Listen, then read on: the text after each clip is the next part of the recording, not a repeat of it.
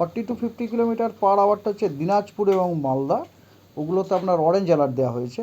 আর rest ডিস্ট্রিক্টগুলোতে yellow alert দেওয়া হয়েছে north বেঙ্গলে। This is the status for today. আগামীকাল 22শে মে কোনো অরেঞ্জ অ্যালার্ট নেই, কিন্তু দক্ষিণবঙ্গের সব জেলাতেই বজ্র বিদ্যুৎ সহ বৃষ্টি প্লাস ঝোড়ো হাওয়া 40 থেকে 50 কিলোমিটার প্রতি ঘন্টায় গতিবেগের সতর্কবার্তা দেওয়া হয়েছে। এবং নর্থ বেঙ্গলেও আপনার বজ্র বিদ্যুৎ সহ বৃষ্টি এবং বৃষ্টির সতর্কবার্তা দেওয়া হয়েছে। 23 তারিখে দক্ষিণবঙ্গেতে সব জেলাতে বজ্র বিদ্যুৎ সহ বৃষ্টির সম্ভাবনা দেওয়া হয়েছে, কিন্তু ঝোড়ো হওয়ার কোনো সতর্কবার্তা দেওয়া নেই।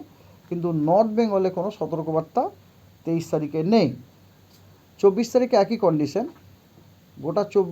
গোটা দক্ষিণবঙ্গতে আপনার কি বলে বজ্র বিদ্যুৎ সহ বৃষ্টি এবং রেনের সম্ভাবনা আছে। কোনো ঝোড়ো হওয়ার কোনো সতর্কবার্তা নেই, কিন্তু নর্থ বেঙ্গলে কোনো সতর্কবার্তা নেই। 25 তারিখে সাউথ বেঙ্গলে আপনার বজ্রবিদ্যুৎ সহ বৃষ্টি এবং ঝোড়ো হাওয়া 30 থেকে 40 কিলোমিটার প্রতি ঘন্টায় আপনার সতর্কবার্তা দেওয়া হয়েছে। তবে নর্থ বেঙ্গলে আপনার কোনো সতর্কবার্তা দেওয়া নেই। এবং 25 তারিখে আপনার কিছু ওয়ার্নিং আছে, হেভি রেনফল ওয়ার্নিং আছে কিছু জেলাতে। সেগুলি হলো ইস্ট মেদিনীপুর, সাউথ 24 পরগনা এবং নর্থ 24 পরগনা। এগুলোতে আপনার হেভি রেনের সতর্কবার্তা দেওয়া আছে। এবং ইস্ট মেদিনীপুরে কিন্তু আবার 40 থেকে 50 কিলোমিটার গতিবেগে ঝোড়ো হওয়াটা 40 থেকে 50 কিলোমিটার। এই গেল আপনার 5 দিনের সতর্কবার্তা। Now let us come back to, প্রথমে আমি জেনারেল ওয়েদারটা বলে নিই ডে টু ডে, তারপর যদি স্পেশাল কিছু থাকে সেগুলো আমি জানাবো। ডে টু ডে ওয়েদার হচ্ছে যেমন আমরা আগেও বলেছিলাম, আজকে গোটা পশ্চিমবঙ্গের সব জেলা ফেয়ারলি ওয়াইড স্প্রেড রেনফল। পশ্চিমবঙ্গের সব জেলাতেই বেশ কিছু জায়গাতে আমরা হালকা হলেও বৃষ্টিপাত পাওয়ার সম্ভাবনা আছে। আগামীকাল সাউথ বেঙ্গলের সব জেলা ফেয়ারলি ওয়াইড স্প্রেড, নর্থ বেঙ্গলে স্ক্যাটার্ড। 23 তারিখ পরশু দিন গোটা পশ্চিমবঙ্গের সব জেলাতে আইসোলেটেড রেনফল হওয়ার সম্ভাবনা আছে। 24 তারিখে নর্থ বেঙ্গলের 5টি যে উত্তরের জেলা আছে, দার্জিলিং, জলপাইগুড়ি, কোচবিহার, আলিপুরদুয়ার এবং কালিম্পং, সেগুলিতে আইসোলেটেড রেনফল হওয়ার সম্ভাবনা আছে। এবং দক্ষিণবঙ্গে কোস্টাল যে ডিস্ট্রিক্টগুলি আছে, মানে আপনার পূর্ব মেদিনীপুর এবং দক্ষিণ 24 পরগনা, উত্তর 24 পরগনা, তার সাথে সাথে হাওড়া, পশ্চিম মেদিনীপুর এবং হাওড়া, পশ্চিম মেদিনীপুর এবং কলকাতাতে স্ক্যাটার রেনফল হওয়ার সম্ভাবনা আছে 24 তারিখে। ঠিক আছে।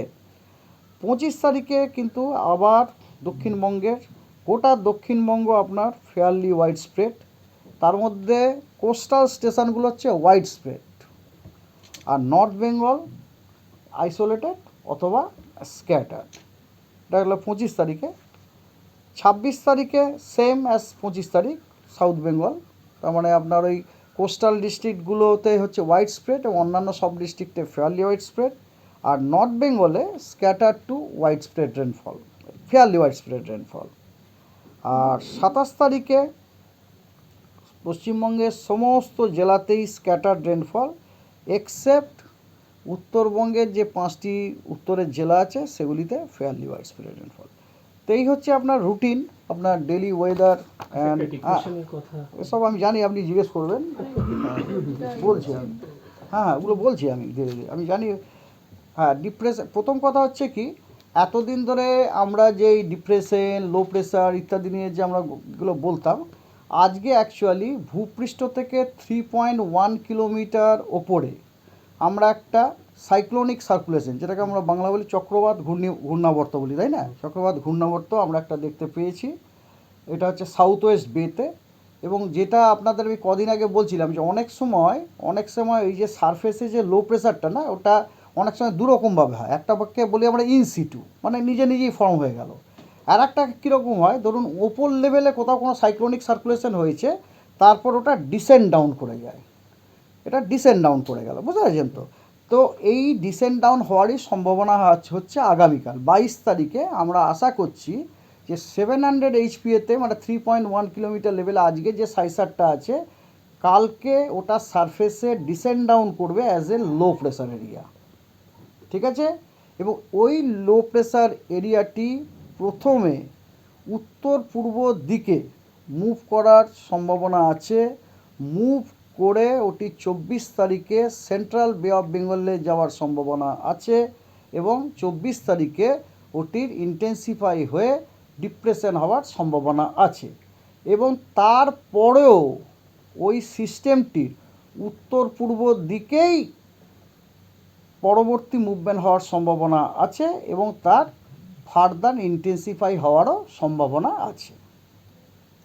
This is the latest news, বুঝতে পেরেছেন তো? তার মানে 22 তারিখে সিস্টেমটা তৈরি হলো, তৈরি হওয়ার পরে ও নর্থ ইস্ট ডাইরেকশানে মুভ করবে, 24 তারিখে গিয়ে কনসেন্ট্রেট হওয়ার সম্ভাবনা আছে। তারপরেও আবার কিন্তু ও নর্থ ইস্ট ডাইরেকশানেই মুভ করার সম্ভাবনা আছে এবং যখন ও মুভ করবে, যেহেতু সিয়ের ওপর মুভ করবে, সিটা যেহেতু ওয়ার্ম আছে, there is a chance that it may intensify. ঠিক আছে? তো this is the story about this cyclone. Anything else? আর কিছু বিশেষ জানতে চান আপনারা? কত কিলোমিটার বেগে এটা কোনো কিছু পাওয়া যাবে? No, আগে সাইক্লোনটা হোক। আমি কি বললাম, আমার স্টেটমেন্টটা মন দিয়ে শোনেননি? সেন্ট্রাল বে থেকে যদি উত্তর পূর্ব দিকে যায়, তাহলে আমাদের এখানে আসার সম্ভাবনা কতটুকু? ওটা তো সামান্য জিওগ্রাফি জানলেই আমরা বলতে পারি না। সেন্ট্রাল বেটা কোথায়? সেন্ট্রাল বেটা কোথায়? সেখান থেকে তো ম্যাপ রয়েছে, দেখুন আপনি। সেন্ট্রাল বে থেকে যদি উত্তর পূর্বর দিকে যায়, তাহলে আমাদের কলকাতার কোস্টে আসার কতটা সম্ভাবনা, এটা একটা মেটিওরোলজিস্টের বলার দরকার লাগে না। ঠিক আছে না? তো যাই হোক, don't try to make me any statement explicitly. যেটুকু স্টেটমেন্ট অফিস আমাকে দিয়েছে, তার থেকে একটা ওয়ার্ড, একটা সেন্টেন্স, একটা লেটার আমি বেশি বলবো না। Apply your own common sense.